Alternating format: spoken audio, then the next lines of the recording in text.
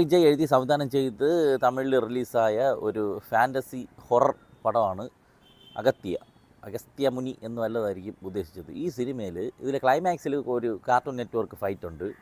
അത് ഒഴിച്ചു ചേർത്തി കഴിഞ്ഞാൽ ടെക്നിക്കലി ഈ സിനിമ ഇതിൻ്റെ ആർട്ടായാലും ഇതിൻ്റെ CGI എഫക്ട്സ് ആണെങ്കിലും ഇതിൻ്റെ സൗണ്ട് മിക്സിംഗ് ആണെങ്കിലും മ്യൂസിക് ആണെങ്കിലും സിനിമാറ്റോഗ്രഫി ആണെങ്കിലും എല്ലാം നല്ല സെറ്റായിട്ട് ചെയ്തു വെച്ചിട്ടുണ്ട്. ഓരോ ഫ്രെയിംസും അത്രയ്ക്ക് ഭയങ്കര കളർഫുള്ളായിട്ട് നല്ല കണ്ണ് നിറഞ്ഞ് കാണാവുന്ന ഫ്രെയിംസാണ് ഈ സിനിമയിൽ സെറ്റ് ചെയ്യുന്നത്. ടെക്നിക്കലി അത്രയും നന്നായിട്ട് തന്നെ ഈ പടം ചെയ്തു വെച്ചിട്ടുണ്ട്. പക്ഷേ ഈ പടത്തിന് വേണ്ട ഒരു പ്രധാനപ്പെട്ട ഒരു സാധനം ഇതിനകത്തില്ല. കഥയും തിരക്കഥയും വളരെ ഫ്ലാറ്റായി പോയ, വളരെ എല്ലാ സിനിമകളിലും വന്നിട്ടുള്ള ഹൊറർ സിനിമയുടെ സ്ഥിരം ടെംപ്ലേറ്റിലുള്ള ഒരു പഴയ ഒരു വീഞ്ഞ്, അതുപോലെ തന്നെ പഴയ കുപ്പി തന്നെ ഇട്ട് വെച്ചിട്ടുണ്ട്. പഴയൊരു ബംഗ്ലാവ് സിനിമ സെറ്റ്, അതിന് ആർട്ട് ഡയറക്ഷനൊക്കെ ചെയ്തിട്ട് ഒരു പുതിയ ഐഡിയ ആയിട്ടാണ് ജീവ വരുന്നത്. അതായത് ഇതിനെ ഒരു സ്കേരി ഹൗസാക്കി മാറ്റാം. അതായത് പണ്ട് നമ്മുടെ വണ്ടർലായിൽ ഒരു ബാലരമ ക്യാവ് ഉണ്ടല്ലോ, ഇപ്പോഴും ഉണ്ടെന്ന് തോന്നുന്നു അല്ലേ, അതിൽ കയറി ഇങ്ങനെ പേടിക്കാൻ വേണ്ടിയിട്ട് ആൾക്കാർക്ക് ടിക്കറ്റ് എടുത്ത് അകത്ത് കയറി പേടിച്ചിട്ടിപ്പോൾ അവിടെ അങ്ങനെ പോകുമ്പോൾ അവിടെ നിജമായിട്ടുള്ള പേ വന്നാൽ എങ്ങനെ ഇരിക്കും? ഇത് സ്ഥിരം പടങ്ങളിൽ ഇതുപോലെ ഒരു വീടുകളിൽ സെറ്റ് ചെയ്തിട്ട് പ്രേതങ്ങളെന്നും പറഞ്ഞിട്ട് ആൾക്കാരെ പറ്റിച്ചിട്ട് ഒറിജിനലായിട്ട് പ്രേതം വരുന്ന പരിപാടി. മറ്റേ സന്താനത്തിൻ്റെ പടങ്ങളിലൊക്കെ ചിലപ്പോൾ ഇതൊരു കോമഡിയുടെ ഫ്ലേവർ ചേർത്ത് വയ്ക്കും. ഇതിൽ കോമഡി എന്ന് പറയാനൊന്നുമില്ല, കോമഡി താരങ്ങളുണ്ടെന്നുള്ളതേ ഉള്ളൂ, അവരുടെ കോമഡി ഒന്നും അങ്ങനെ വർക്കൗട്ട് ആയിട്ടില്ല. അങ്ങനെ പോയിട്ട് പിന്നെ അവിടെ നിന്ന് പ്രായത്തിനൊരു ഫ്ലാഷ് ബാക്കാണ്, അതെന്താണെന്ന് അന്വേഷിച്ച് പോവുക. വളരെ വെറൈറ്റി ആയിട്ട് ആണ് ഫ്ലാഷ് ബാക്ക് കണ്ടുപിടിക്കുന്നത്. പഴയ ഫിലിം എടുത്തിട്ട് ആ ഫിലിമിൽ എന്തിനാണുള്ളതെന്ന് അറിയാൻ, അത് പ്ലേ ചെയ്ത് നോക്കാനുള്ള 5mm ഫിലിമിൻ്റെ പ്രൊജക്ടറൊക്കെ എൻ്റെ ഉണ്ട്. അതുപോലെ ഓഡിയോ, പിന്നെ ഡയറി, ഇങ്ങനെയൊക്കെ വെച്ചിട്ട് പഴയ ഫ്ലാഷ് ബാക്ക് നോക്കുകയാണ്. ഫ്ലാഷ് ബാക്കിൽ അർജുൻ സാർജ നമ്മുടെ 1940 നടക്കുന്ന കഥ. പക്ഷേ ഞാൻ പറഞ്ഞില്ല, അവിടുത്തെ ഒരു പശ്ചാത്തലം എടുത്തിരിക്കുന്നതാണെങ്കിൽ അവിടുത്തെ ആർട്ട്, ആ ഒരു ടെറൈൻ, ആ ഒരു കാലഘട്ടമൊക്കെ ബിൽഡ് ചെയ്ത് വെച്ചിരിക്കുന്നത് നല്ല രസമുണ്ടായിരുന്നു. പക്ഷേ ഈ സമയത്തൊക്കെ ലാഗാണ് സംഭവം. ഭയങ്കരമായിട്ട് കഴിഞ്ഞ് ഒന്നും ഹാപ്പൻ ചെയ്യുന്നില്ല സിനിമയിൽ. ഇങ്ങനെ ഫ്ലാറ്റായിട്ട് ഇങ്ങനെ പോവുകയാണ്. കുറച്ചുകൂടി ഒന്ന് ഫാസ്റ്റാക്കി പോയിരുന്നെങ്കിൽ പിന്നെയും അത്രയും നല്ലതായിരുന്നു. അങ്ങനെയും ഇല്ല. ഇയാൾ അർജുൻ സാർജ സിദ്ധവൈദ്യ ഡോക്ടറാണ്. സിദ്ധവൈദ്യം എന്ന് പറഞ്ഞിട്ട് എന്തൊക്കെയോ കാണിക്കുന്നു. ഒരു വേര് കാണിച്ചപ്പോൾ വരണ്ടോ വന്ന ആന പേടിച്ച് നിൽക്കുന്നു.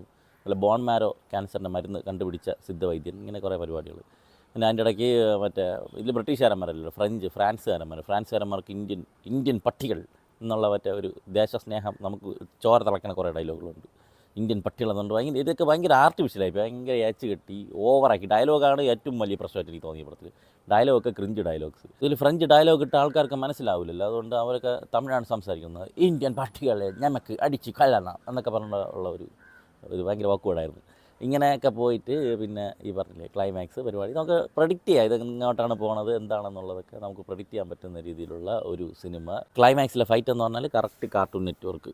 പിന്നെ ഈ സിനിമ ഞാൻ പറഞ്ഞില്ലേ, ഇത് ഒരു ടെക്നിക്കലി അത്രയും നന്നായിട്ട് ഇപ്പോൾ ഉണ്ട്. പിന്നെ ഇടയ്ക്ക് ഒരു അമ്മ പാസം വരുന്നുണ്ട് കേട്ടോ. അമ്മ പാസത്തിൽ ഒരു പാട്ടുണ്ടായിരുന്നു, ആ പാട്ട് എനിക്ക് വർക്കായിട്ടുണ്ടായിരുന്നു, അത് നന്നായിട്ടുണ്ടായിരുന്നു. പിന്നെ ഇത് ആരാണ് മ്യൂസിക് എന്നൊന്നും നോക്കാതെയാണ് ഞാൻ ഈ പടം കാണാൻ പോയത്.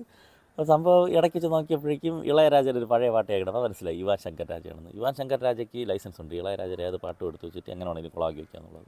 ഇതിൽ ഇന്നിയ പൊന്നിലാവേ അതെടുത്തിട്ട് സായിപ്പന്മാരുടെ വർഷമായിട്ട് എന്നൊക്കെ പണ്ടൊക്കെ ആക്കി വെച്ചിട്ടുണ്ട്, കൊളാക്കി വെച്ചിട്ടുണ്ട്. എൻ്റെ പാട്ടുകൾ വേറെ ആരും എടുത്ത് കൊളവാക്കണ്ട, എൻ്റെ മകൻ തന്നെ ഉണ്ട് എന്നുള്ളതായിരിക്കും ഇളയരാജ മറ്റേ ഈ കോപ്പി റൈറ്റൊക്കെ വാങ്ങി വെച്ചെന്നല്ല ഉദ്ദേശിക്കുന്നതാണെന്ന് എനിക്ക് തോന്നുന്നത്. എന്തായാലും മ്യൂസിക്കൊക്കെ നന്നായിട്ട് അങ്ങനെ ചെയ്തിട്ടുണ്ടായിരുന്നു കേട്ടോ. ബാക്കി ഈ ഒരു പാട്ട് കൊള്ളാം. പിന്നെ സിനിമ തീർന്നതിന് ശേഷം എന്തിനോ വേണ്ടി ഒരു പാട്ട്. പിന്നെ രാശി ഖന്നയാണ് നായിക, ജീവയുടെ കൂടെ നടക്കുന്ന പേരായിട്ട് തുടക്കം മുതൽ ഉണ്ട്. പിന്നെ അർജുൻ സാർജ ഞാൻ പറഞ്ഞില്ല, ഒരു ഫ്ലാഷ് ബാക്കിൽ ഡോക്ടറായിട്ട് വന്നിട്ടുണ്ട്. ഇടയ്ക്കിടയ്ക്ക് VFXലൊക്കെ വരും പക്ഷേ. പിന്നെ യോഗി ബാബു ഇടയ്ക്ക് വന്നിട്ട്, അതായത് ഇതൊരു ഹൊറർ കോമഡി പടത്തിൻ്റെ ഒരു ഇത് വരുമ്പോൾ യോഗി ബാബു, റെഡിൻ കിൻസ്ലി ഇവരെയൊക്കെ ഇട്ട് കഴിഞ്ഞാൽ ട്രെയിലറൊക്കെ കാണിക്കുമ്പോൾ ഇത് മറ്റേ പടമാണെന്ന് ആൾക്കാർ വിചാരിച്ചായിരിക്കും യോഗി ബാബുവിന് ഇട്ടിരിക്കുന്നത്. അതല്ല, ഒരു കാര്യമില്ലാത്ത ഒരു റോള്.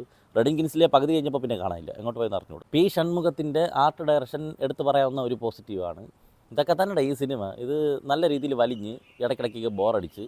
പക്ഷേ ഞാൻ പറഞ്ഞില്ല, ഇതിൻ്റെ ഫ്രെയിംസൊക്കെ കണ്ടുകൊണ്ടിരിക്കാൻ നല്ല കളർഫുള്ളാണ്, നല്ല രസത്തിൽ. ഇത് 3D ആയിട്ട് വന്നിരുന്നെങ്കിൽ 3D കുറേ എഫക്റ്റ് ഉണ്ടാക്കാൻ പറ്റുന്ന സാധനങ്ങൾ ഇതിനകത്തുണ്ടായിരുന്നു. ഞാൻ നോക്കി, ഇതൊരു 3D പടമായിരുന്നെങ്കിൽ കുറച്ചുകൂടി നന്നായിട്ട് വിഷ്വലി നന്നായിട്ട് നമുക്ക് കാണാൻ പറ്റുമായിരുന്നു. അല്ലാതെ ഇതിൻ്റെ കഥയും തിരക്കഥയൊക്കെ വളരെ ഫ്ലാറ്റായി പോയ ഒരു സിനിമയാണ്. വെർഡിക്റ്റ് പറയാനാണെങ്കിൽ ഒരു ബിലോ ആവറേജ് പടം, അത്രേ ഉള്ളൂ. ജീവ അഭിനയിച്ച അഗസ്ത്യ. എന്തരാ വരട്ടെ.